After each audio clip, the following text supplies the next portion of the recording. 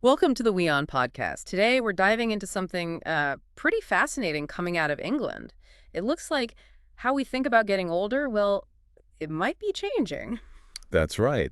There's some really interesting research suggesting older adults today are generally healthier than people the same age in past generations. Healthier how exactly? Like, are we just feeling younger or is there more to it? No, it's more concrete than just feelings. The studies show an actual slowing in the decline of health that we usually associate with aging. Okay, a slowing decline. Can you give an example? Sure. Yeah. So data suggests someone who's, say, 68 now might have a similar health status as someone who was only 62, but born maybe a decade earlier. Wow, that's quite a difference. So 68 is kind of the new 62 health-wise. In a way, yes. They measured things like cognitive abilities, mobility, psychological health, even sensory functions Yeah. across different birth cohorts. Right, so looking at people born in different decades. Exactly, from the 1920s up to the late 1950s. And the more recent groups just seem to be doing better for longer. So what's behind this? Why are people staying healthier? Well, researchers point to a few key things. Better education seems to play a part. Okay.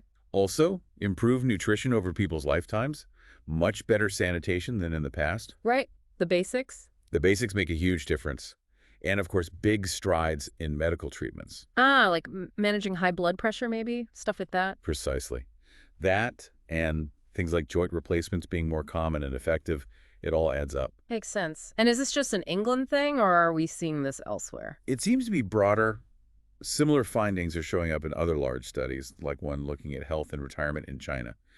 So you see comparable improvements in how older people are functioning in more recent generations there too. That's really quite encouraging, then. Are there any warnings or caveats with this? Well, yeah, researchers are cautious. They warn these positive trends might not automatically continue. Not. Things like rising obesity rates, for example, could potentially counteract some of these gains in the future. It's something to watch. Okay, so it's not a guarantee for the future, but the current trend is positive. Definitely.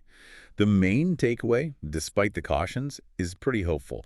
It suggests that as people are living longer lives, Yeah.